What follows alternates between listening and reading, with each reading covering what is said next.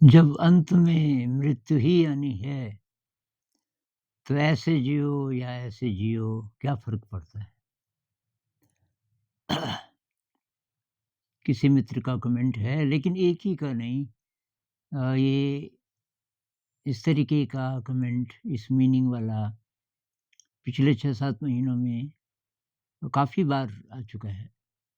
और बहुत जेन्युइन लोग, बहुत पढ़े-लिखे लोग, उनमें से कोई-कोई बहुत बढ़िया जॉब पे,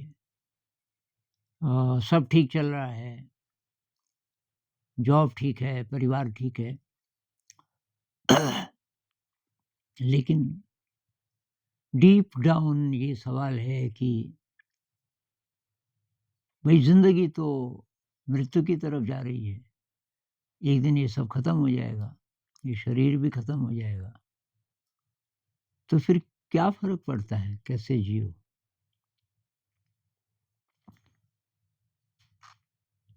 तो ये फ़ीलिंग,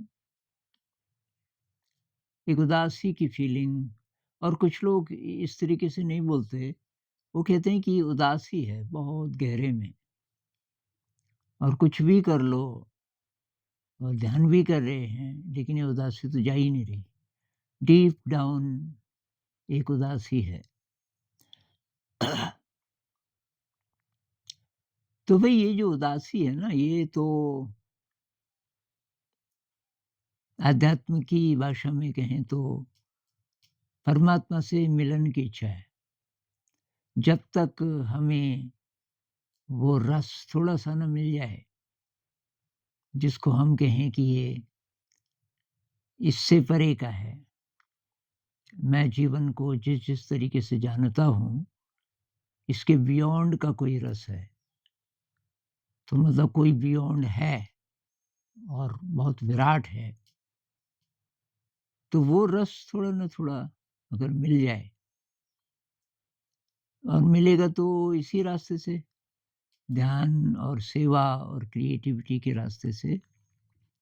और तुरंत तो वही नहीं मिलेगा, टाइम लगेगा। तुरंत नहीं मिलेगा, तुरंत कहाँ कोई भी चीज़ मिलती है। मान लीजिए कि आपने आम का बीज बोया, और अब आप इंतज़ार करने लग गए कि भई मीठा आम मिलेगा। अभी थोड़ी मिलेगा। पहले तो पौधा उगेगा, उसकी देखभाल करोगे, उसकी बाड़ करोगे, इंश्योर करोगे इसको, एक तो सही खाद, मिट्टी इत्यादि मिल रही है, पानी मिल रहा है, धूप मिल रही है, अ, और फिर बड़ा होगा, बड़ा होगा, बड़ा होगा, तो कई साल लगेंगे। और उसके बाद जब फल भी लग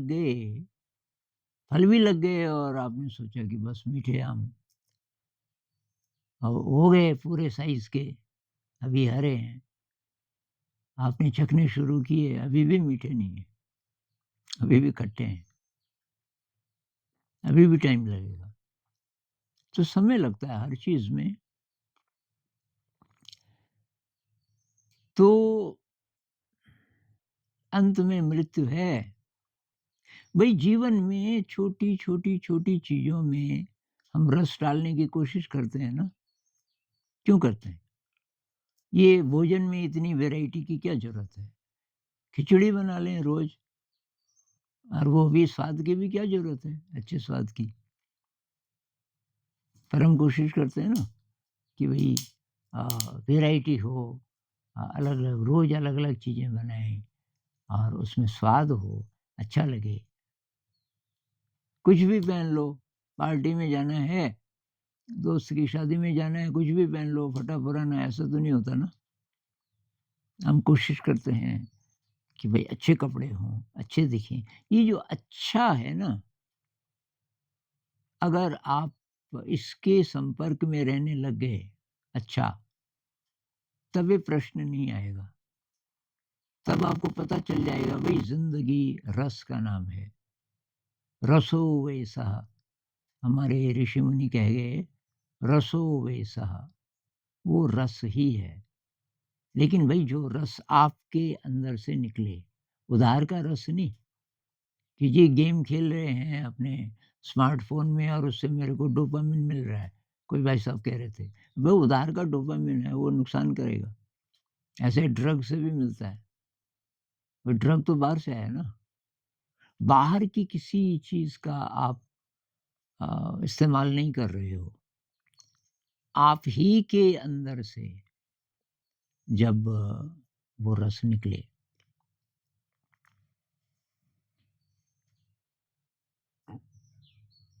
तो वो कब निकलता है?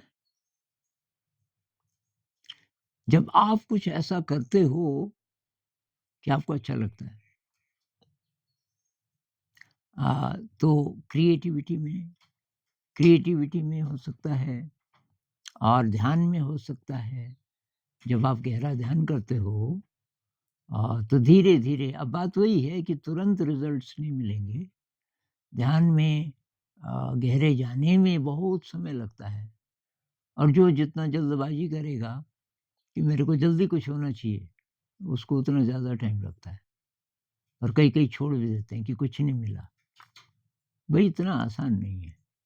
कबीर साहब कहते हैं ना, धीरे धीरे रे मना, धीरे सब कुछ होए, वो बिल्कुल सही बात है। माली सींचे 100 घड़े, ऋतु आए फल होए, फल तो तभी आएगा जब ऋतु आएगी, समय आएगा। तो इसलिए इस क्षण को एन्जॉय करो। मिस्टिक्स कहते हैं ये ज़िंदगी आनंद के लिए है। हर क्षण आनंद की स्थिति में रहना सीखो और तब जो भी रंग आएँ ज़िंदगी के उनको एक्सेप्ट करो और प्रॉब्लम नहीं होगी। कष्ट भी आएँगे, कष्ट को दुःख मत बनाओ। कष्ट आया, मैं गिरा रास्ते में चोट लग गई, उससे जो पीड़ा हो रही है वो कष्ट है। अब मैं उसको बोलूँ कि ये खराब है, तब ये दुःख बन जाएगा और उसको याद रखूँ तब और भी ज़्यादा दुःख बन जाएगा। किसी ने कुछ कहा मेरे लिए गड़बड़, तो थोड़ा खराब लगा, तो कष्ट, लेकिन उसको ज़रूरी नहीं कि मैं दुःख बनाऊँ।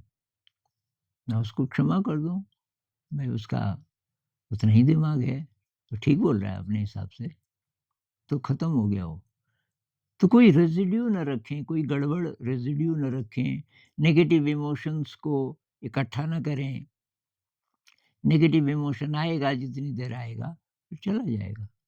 तो अगर आप रस के कॉन्टैक्ट में हैं, तो पल-पल ज़िंदगी को आप सेलिब्रेट कर सकते हो।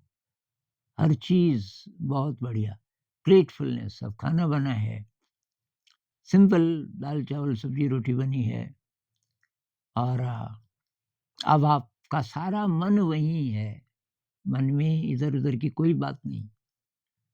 तो खुशबू आ रही है दाल की, भात की, सब्ज़ी की, अ, हरा धनिया की, उसमें डाला होगा दाल में और बस आप बहुत खुश हो रहे हो, आपको अच्छा लग रहा हो। फिर आप खा रहे हो उसका टेस्ट और टेस्ट ले लेके खा रहे हो, क्या बात है! है सिंपल, लेकिन आपको इतना अच्छा क्यों लग रहा है? क्योंकि आपका पूरा मन वहीं है। प्रॉब्लम ये है कि हम छिन्न-भिन्न जीते हैं। वो गाना है ना, छिन्न-भिन्न मत जियो, थोड़ा बीते हुए थोड़ा आने वाले पल में। छिन्न-भिन्न नहीं, जीना सीखो पूर्णता से इस पल में। ये सीखना है बस। हर क्षण तब अच्छा हो सकता है। अब कुछ लोग कहते हैं, ये जॉब बहुत ज़्यादा बोरिंग है, तो विकल्प ढूँढो यार। अति बोरिंग है और अल्टरनेटिव है, कहीं कम पैसे में, थोड़ा कम स्ट्रेसफुल है, तो उसको ले लो। बहुत सारे लोग पैसे के लालच में छोड़ते ही नहीं। बहुत स्ट्रेसफुल है जॉब लेकिन छोड़ते नहीं है कि जहाँ पैसा ज़्यादा है। तो तब वो तो आप ही की आप ही ने पाला हुआ है उसको ना, जो स्ट्रेस हो रहा है आपको। आप चाहो तो चेंज कर सकते हो। लेकिन मुख्य बात ये है भाई कि ये जो संत लोग हैं ना, अब संत लोग कोई स्पेशल लोग नहीं होते। उनको ज़रा टाइम पे अकल आ जाती है कि कैसे जीना है, बस और कोई बात नहीं है। और कैसे जीना है कि अक्ल किसी को भी आ सकती है, वो कहीं भी हो चाहे। संत के पास कुछ एक्स्ट्रा नहीं होता शुरुआत में, लेकिन वो फिर कमाना शुरू करता है। ये जो अच्छी वाली चीज़ें हैं, अच्छे इमोशन हाँ, और कैसे कमाता है? वो वर्तमान में जीना सीखता है। भई वर्तमान क्षण में ले आओ, अपनी पूरी चेतना को, बस और कुछ नहीं है। और इसी से धीरे-धीरे, धीरे-धीरे अ, उसका स्टाइल ही ये बन जाता है ज़िंदगी का, इस क्षण में जीना है। तो हमारी जो पाँचों इंद्रियाँ हैं, बाहर की जगत से जुड़ी हुई, उन इंद्रियों का इस्तेमाल करो भाई। जो सुंदरता है जहाँ-जहाँ, उसको आत्मसात कर लो। तो दृश्य है, अब शहरों में भी अच्छे दृश्य हैं। कोई नई बिल्डिंग बनी बहुत कमाल की, उसका आर्किटेक्चर कमाल का है, तो वो भी तो है सुंदरता। और कोई वृक्ष है, एक ही वृक्ष है किसी पूरे इलाके में, वही सही, आपके पास टाइम है, उस वृक्ष के पास थोड़ा-सा समय गुज़ारो, उसको देखो ध्यान से। घर में फूल लगा लो गमले में, बस उस फूल को देखते रहो। बहुत सारे लोग हिमालय में इतना भव्य दृश्य है, लेकिन देखते ही नहीं, तो फ़ायदा क्या है? आपने एक ही फूल उगाया गमले में, महानगर में, जहाँ से कुछ हरियाली नहीं दिख रही, कहीं नहीं। आप छत में जाओ, चारों तरफ देखो, अगर छत है अ, तो बस वही बिल्डिंग ही बिल्डिंग। लेकिन आपने एक फूल उगा दिया, बस, और वो ज़िंदा चीज़ है। एक पत्ती निकली, एक टहनी निकली और आप उसको एन्जॉय कर रहे हो रोज़। तो आपने एक खुशी का एक तरीका ढूँढ लिया और प्रकृति के साथ रहने का। अब वो फूल है तो उसपे तितली आएगी, भँवरा आएगा, मधुमक्खी आएगी।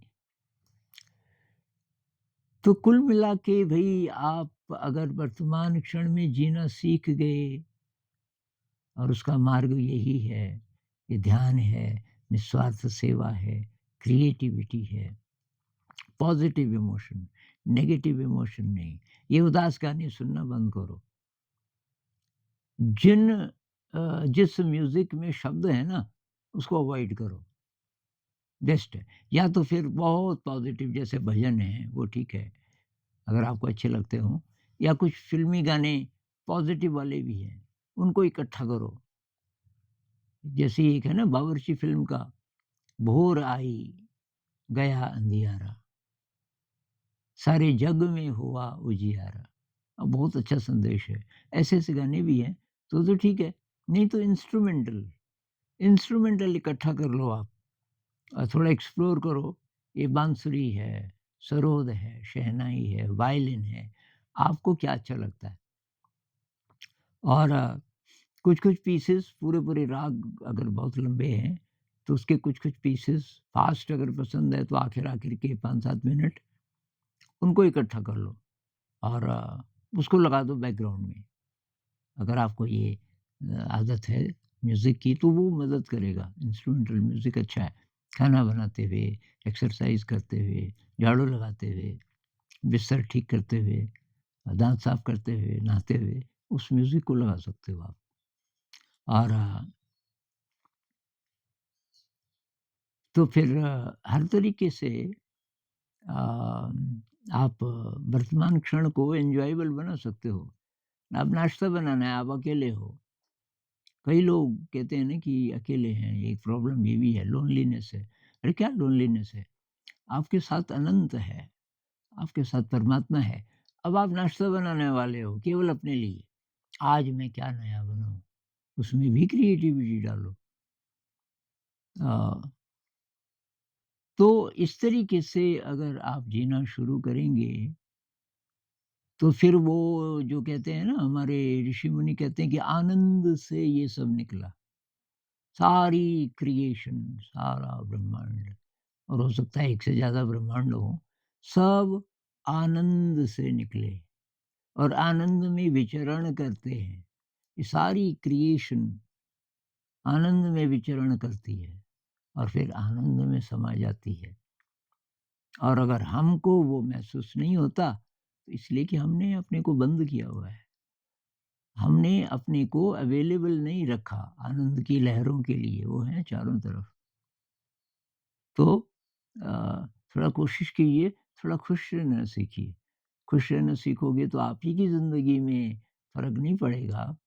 वो खुशी जैसे फूल की खुशबू फैलती है ना, ऐसे ही आपकी जो खुशी है, वो और तरफ भी फैलेगी। कई बीमार लोग ठीक हो जाएँगे, आपको देख के ही क्योंकि आप खुश हैं। तो खुश रहना सीखना है।